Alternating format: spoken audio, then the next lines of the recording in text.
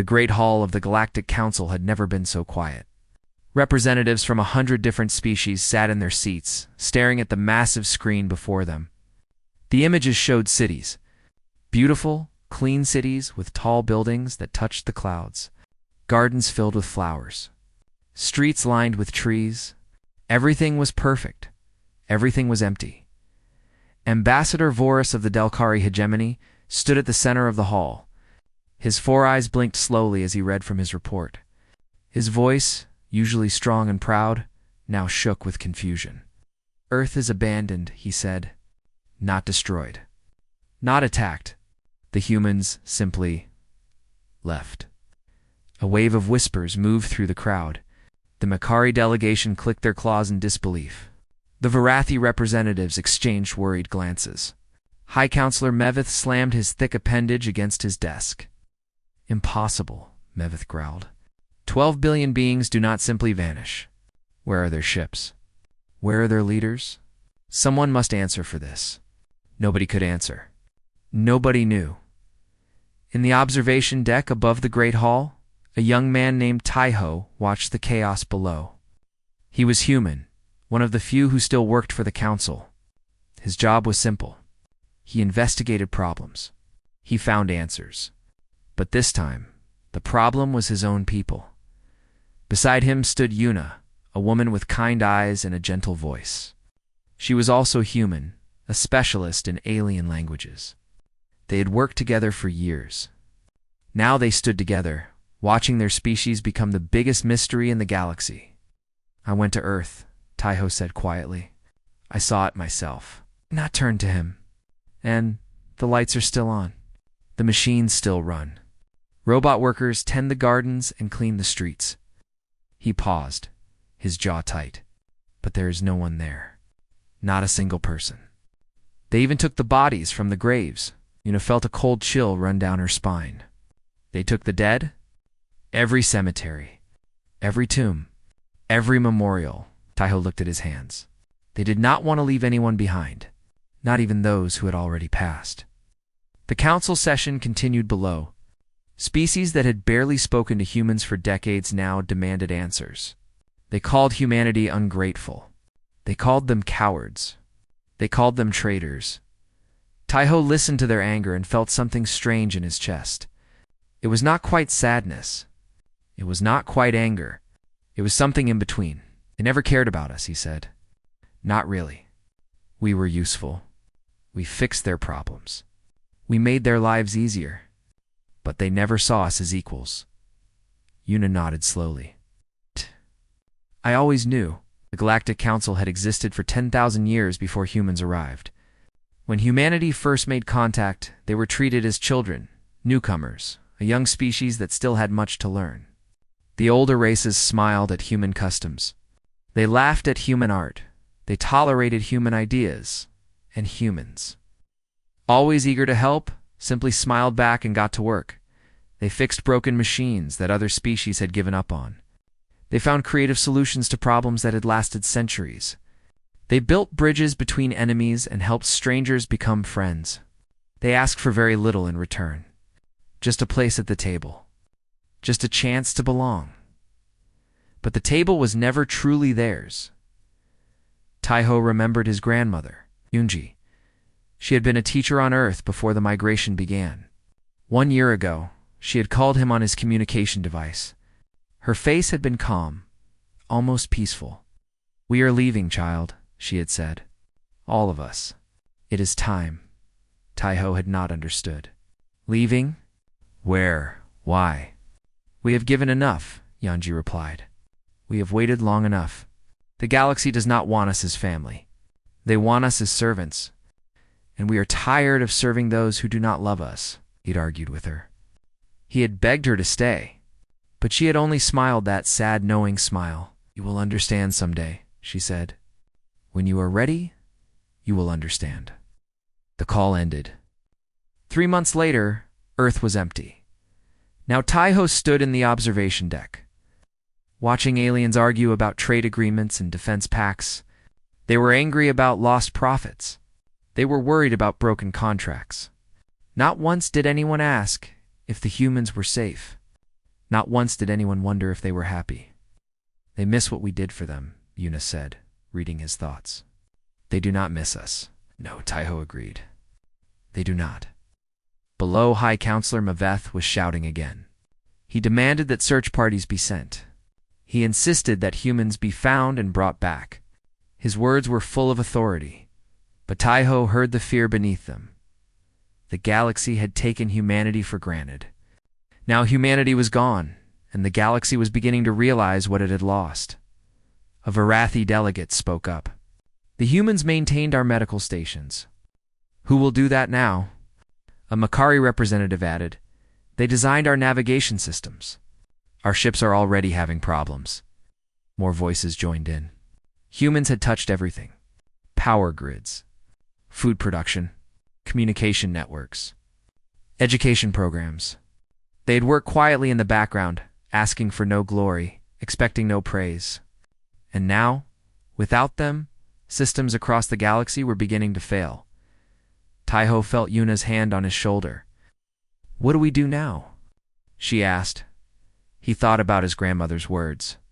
He thought about the empty cities of Earth. He thought about the millions of humans who had chosen to leave everything behind. We stay, he said finally. Someone has to remember why they left. Someone has to tell the truth. Yuna nodded.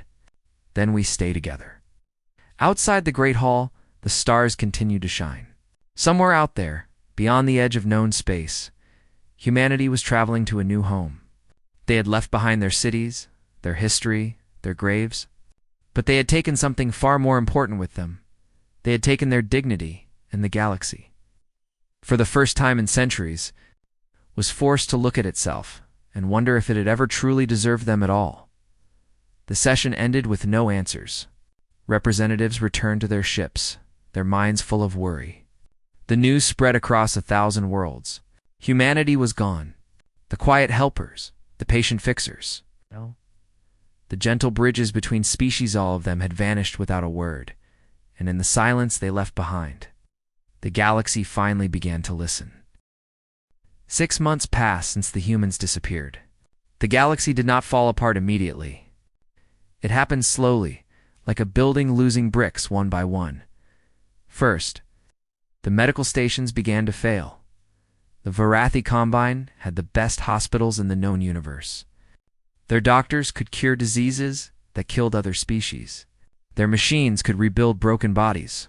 But those machines ran on technology that humans had designed.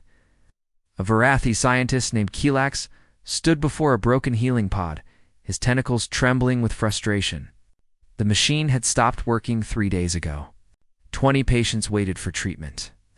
5 of them would die if the pod was not fixed soon. The formula is right here, Kellex said, pointing at the screen. Every number is correct. Every measurement is perfect.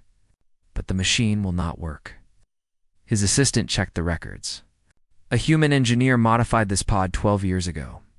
She made changes to the power system. What kind of changes? We do not know. She did not write them down. She just said, "Psst." The assistant paused, reading the old notes. She said she made it work better. Kalax stared at the screen. The numbers were all correct. The logic was perfect. But the machine remained dead. Whatever the human engineer had done, it was something that could not be measured or calculated. It was something beyond pure logic. On the other side of the galaxy, similar problems were appearing everywhere. Navigation systems on Makari ships began to give wrong directions. A human programmer had improved them decades ago, adding something he called common sense corrections. Nobody had understood what that meant. Now, without those corrections, ships were getting lost in space. Food production on a dozen worlds slowed down. Human agricultural experts had taught local farmers new techniques, but those techniques required a certain way of thinking. When problems appeared, the farmers did not know how to adapt. Communication networks crashed and stayed broken. Power grids flickered and died. Trading routes became dangerous. Old conflicts between species began to rise again. The Galactic Council called meeting after meeting. They brought in their best scientists and engineers. They studied every piece of human technology they could find.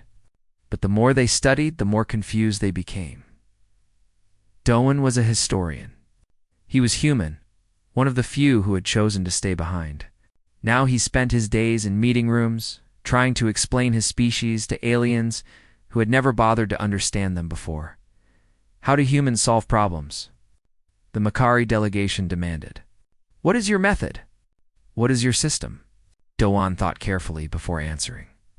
We do not always have a method. Sometimes we just try things. We see what works. We follow our feelings. The Makari representative clicked his claws in confusion. Feelings are not logical. Feelings cannot fix machines. No, Doan agreed. But they can help you understand why a machine needs to be fixed in the first place. They can help you care about the people who use it. The Makari did not understand. They left the meeting more confused than before. Doan's assistant was a young woman named Sora. She was an engineer, brilliant with machines and systems. Every day, her communication device rang with desperate requests for help. Species across the galaxy needed someone to fix what the humans had built. I cannot do it all, Sora told Doan one evening. They sat in a small room on a council station, eating a simple meal. There are millions of systems that humans improved. I am only one person. They never appreciated what we did, Doan said quietly. They just expected us to keep doing it forever. Sora nodded. I fixed a water purification system last week. The Delcari commander watched me work. When I finished, he said, "Good. Now go fix the lighting in the lower decks." No thank you. No acknowledgement. Just more orders. That is why they left, Doan said. Our people were tired of being invisible. On the council station, Ambassador Voris was beginning to change. The Delcari representative had always been proud and certain. He had believed that his species was superior to the young humans. But now, as he watched the galaxy struggle, doubt crept into his 4 eyes. He requested a private meeting with Taiho. They met in a quiet room with a view of the stars. Voris sat across from the human investigator, his body language humble for the first time in his long career. I have been studying the records, Voris said. The council archives, the maintenance logs, the improvement reports. Taiho waited. There are thousands of entries, Voris continued. Anonymous improvements to our systems. Better air filters on space stations. Safer walkways in dangerous areas. Medicine delivered to poor communities. Educational programs for struggling species. He paused. All of them traced back to humans who never asked for credit. And we did not need credit, Taiho said. We just wanted to help. But why? Voris leaned forward, genuine confusion in his voice. We gave you nothing in return. We dismissed your culture. We mocked your customs. We treated you as lesser beings. Why did you keep helping? Taiho thought about the question. It was a question he had asked himself many times. Because suffering is suffering, he finally said. It does not matter who is in pain. When we see someone hurting, we want to help. We do not need a reason. We do not need a reward. It is simply who we are. Voris was silent for a long moment. When he spoke again, his voice was soft. We did not deserve you, no, Taiho agreed. You did not. The truth spread slowly through the galaxy. Species began to realize that humanity had not been their servants. They had been their caretakers. They had held the galaxy together with a million small acts of kindness, and no one had ever noticed. Now the kindness was gone, and the galaxy was falling apart. Some species responded with anger. They blamed humans for abandoning their responsibilities. They demanded that search parties find them and bring them back by force. But others, like Ambassador Voris, responded with shame. They began to ask themselves hard questions. Had they been fair to the humans? Had they been grateful? Had they ever truly seen them as equals? Sora received a message one night. It was from a Varathi doctor named Kelax. His healing pod was still broken. His patients were still dying. But his message was different from the usual demands. Please help us, he wrote, not because we deserve it, but because we need it, and because I am finally ready to say thank you. Sora stared at the message for a long time. Then she began to pack her tools. The galaxy was learning, slowly, painfully. But it was learning. And somewhere, beyond the edge of known space, humanity continued its journey, carrying with them the hope that someday the lesson would be complete.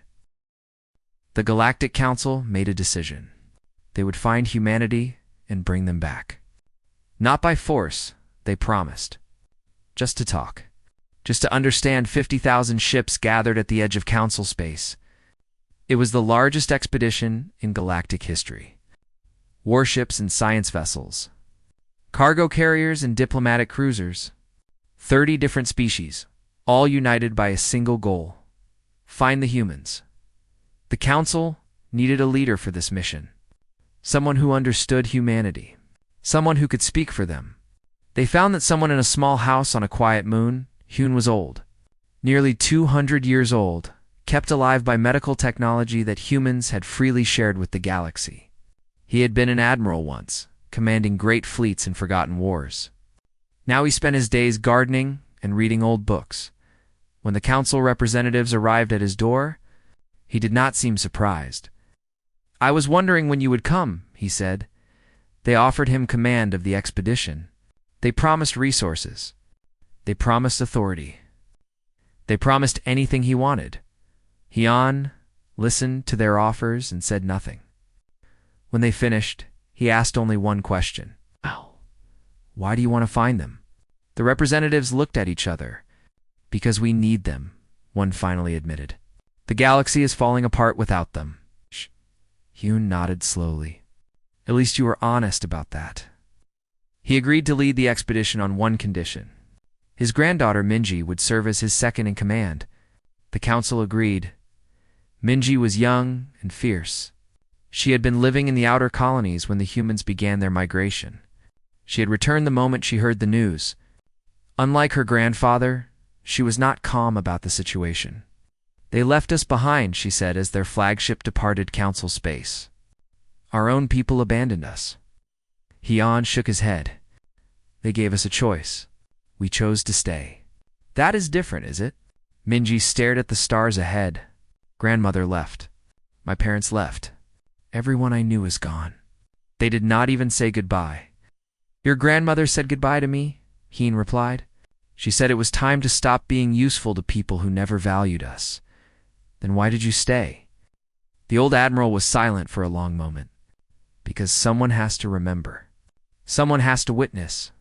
And maybe," he paused, "maybe someone has to build a bridge for when they are ready to return." The expedition traveled for weeks. They followed traces of human ships, energy signatures that lingered in space like footprints in snow. The path led them further and further from council space, into regions that no one had explored before. A Delcari scientist named Kang joined Hyun's command staff.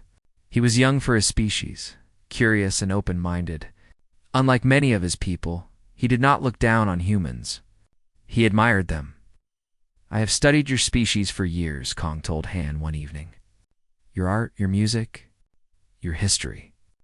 But there is something I never understood." "What is that?" "You were always more advanced than you showed us." Kang brought up a holographic display. It showed the energy signatures they were following. These readings, they indicate technology far beyond anything in council records.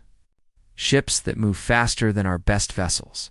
Power sources we cannot identify. Hyun smiled. It was a sad smile. "We learned long ago that showing our true strength was dangerous." "Dangerous? How?" "When you are strong, others fear you. When they fear you, they attack you." The old admiral looked at the display. "Our original home was destroyed by such fear. We came to this galaxy as refugees. We decided that here we would be different. We would be humble. We would help instead of conquer. We would serve instead of rule." "Oh, but you could have ruled," Kang said. "With technology like this, you could have dominated the entire galaxy." "Yes," Hyun agreed. "We could have, but what would be the point? Power means nothing if you are alone. We wanted family. We wanted to belong." His voice grew heavy. "We just never found what we were looking for." The expedition continued. They passed through empty systems and dead worlds. They saw the ruins of ancient civilizations that had risen and fallen long before the Council existed.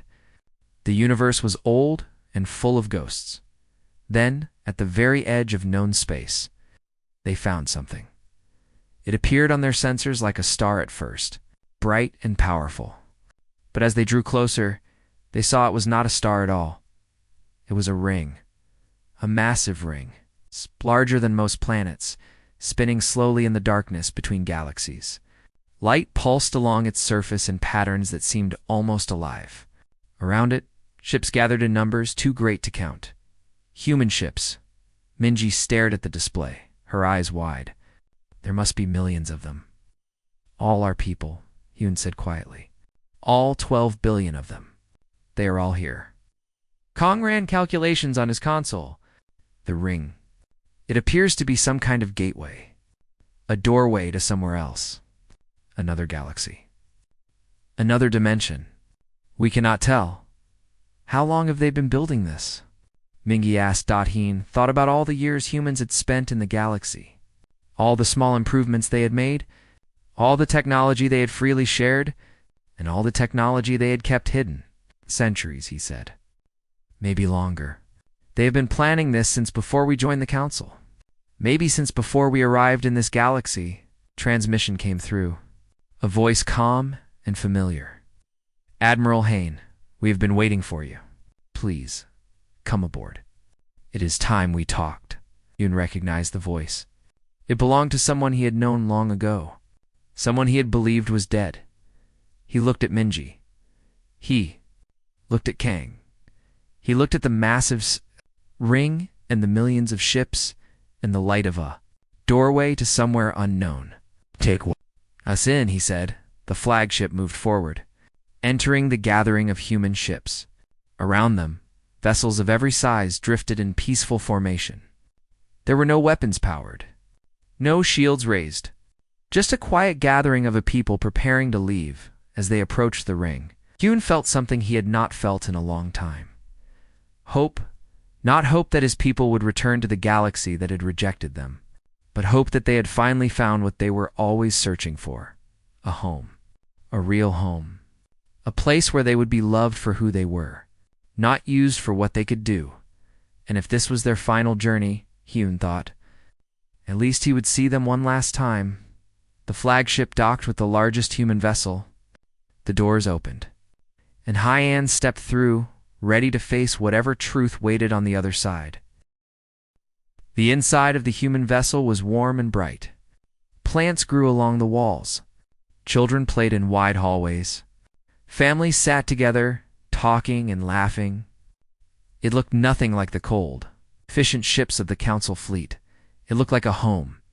Hyun walked through the corridors with Minji and Kong beside him.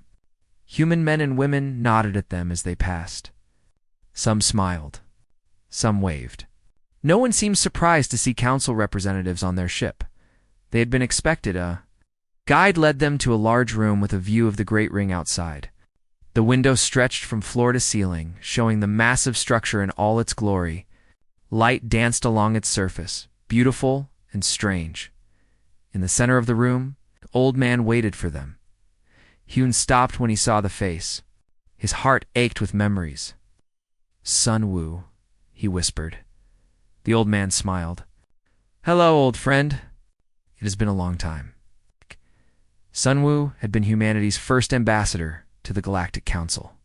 He had served for 50 years, working to build peace between humans and the older species. Everyone believed he had died decades ago, killed in an accident during a diplomatic mission.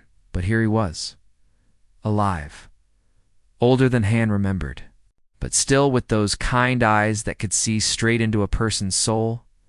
We thought you were dead, Han said. I needed to be dead, Sunwoo replied.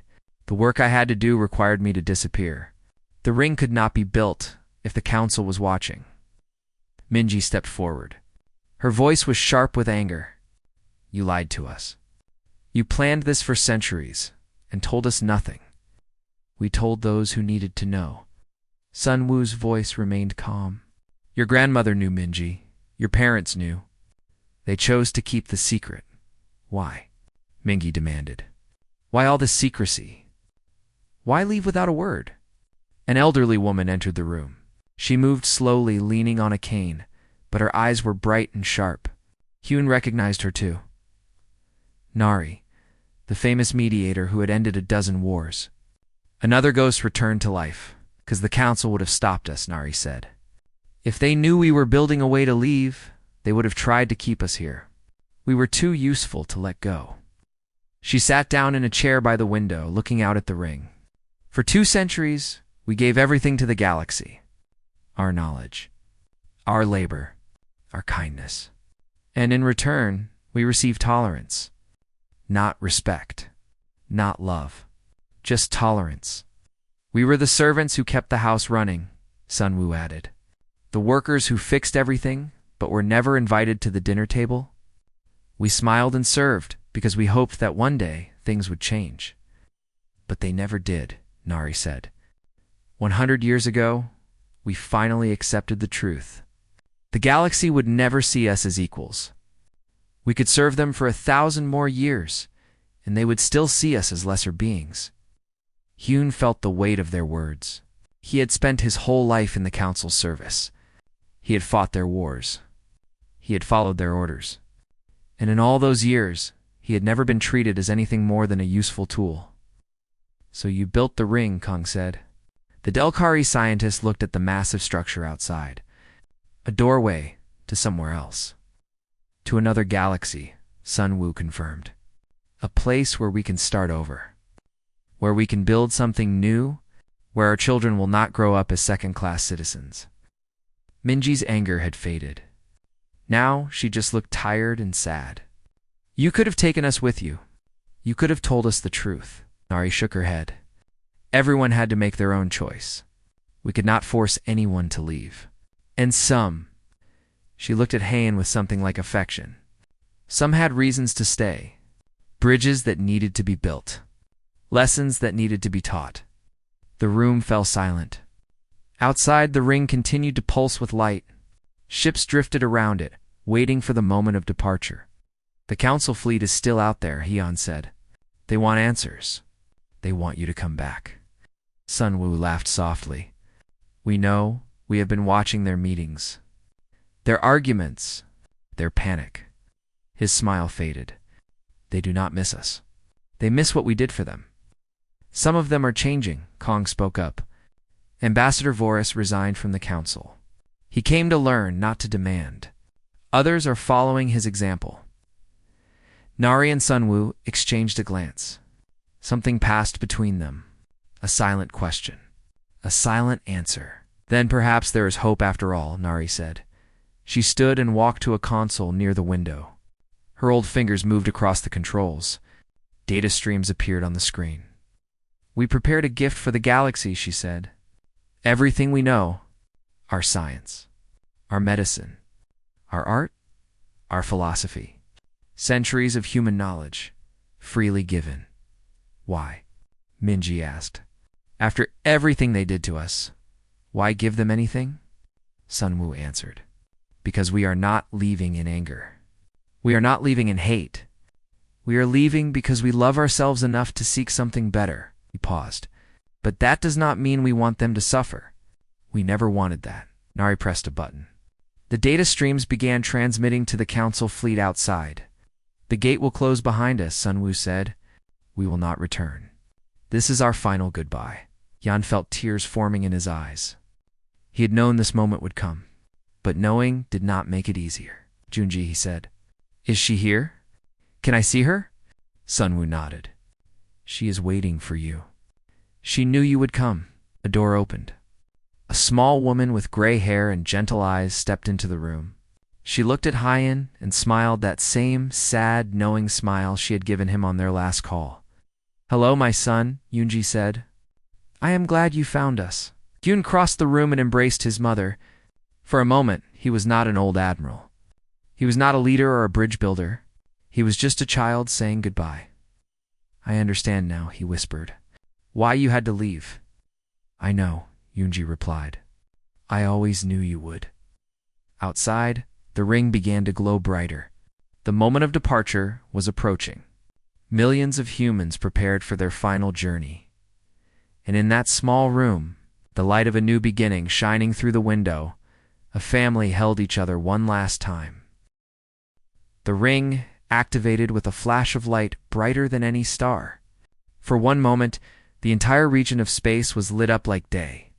The Council fleet watched from a safe distance, their sensors recording everything, and then one by one, the human ships began to pass through.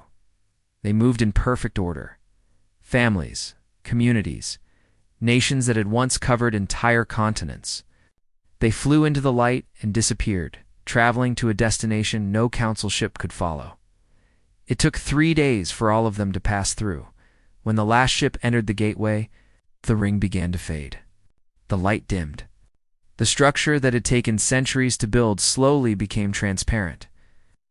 Like a ghost returning to the spirit world, by the end of the 4th day, there was nothing left.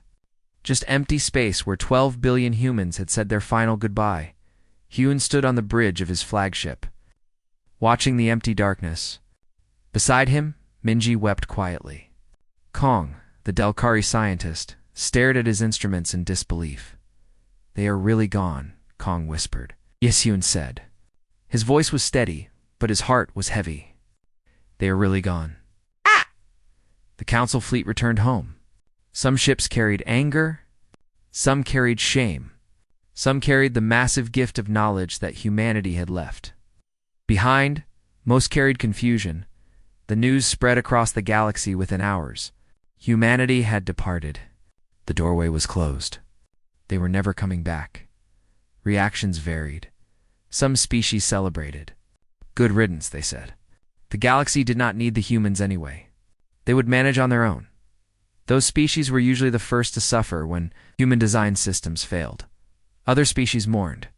They remembered the human doctors who had saved lives, the human engineers who had built homes, the human teachers who had educated children.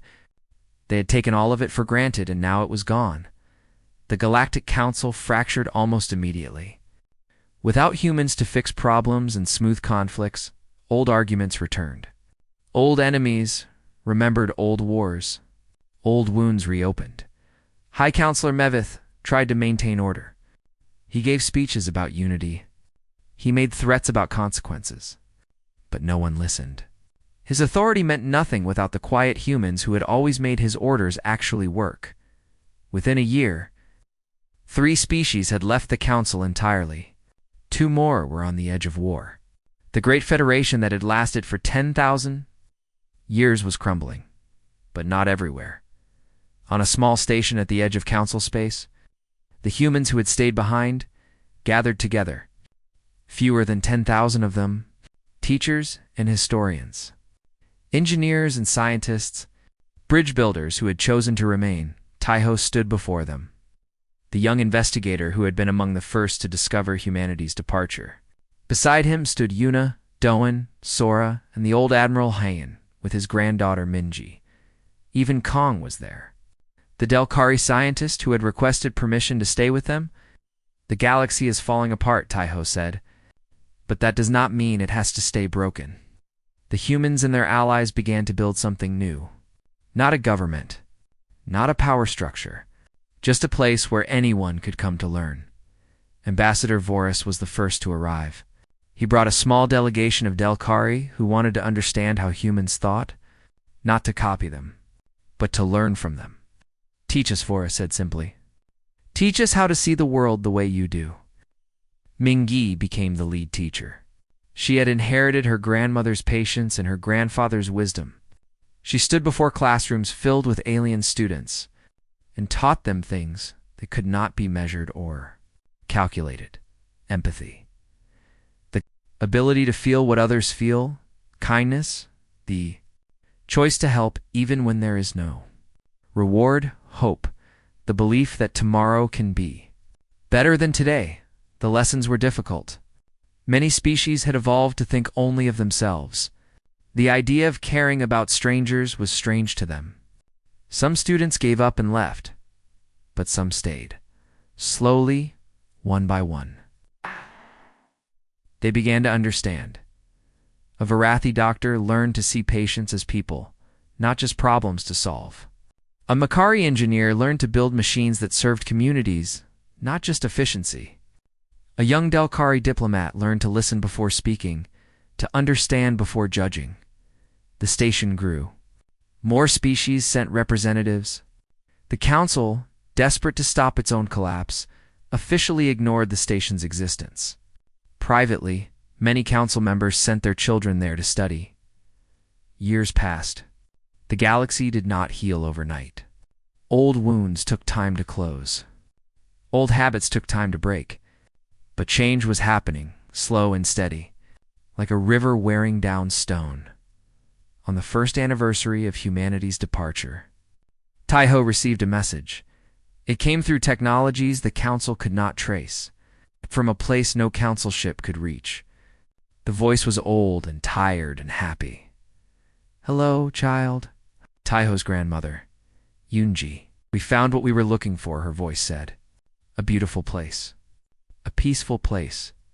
Our children are growing up without fear. Our elders are resting without worry. We are finally home." Taiho listened with tears in his eyes. "Tell them we forgive them," Yanji continued. "Tell them we hold no anger. And tell them," she paused. "Tell them the gate remains, hidden, sleeping, but still there. When they are truly ready, when they have learned what they need to learn, the path will open again." The message ended. Taiho sat alone in his quarters for a long time. He thought about his grandmother's words. He thought about the students in Mingi's classrooms. He thought about the galaxy slowly, painfully, learning to be better. He never shared the full message. Instead, he placed it in an archive, sealed for a future generation. When they were ready, they would find it. When they had earned it, they would understand. Outside his window, the stars shone in the darkness. Somewhere out there, beyond all known space, his people were building a new world. They had not died. They had not been defeated. They had simply decided that some journeys must be taken alone, and in doing so, they had given the galaxy the greatest gift of all. Not technology, not knowledge, not power. A reason to become better. Taiho smiled. He stood up, wiped his eyes, and walked out to join his friends.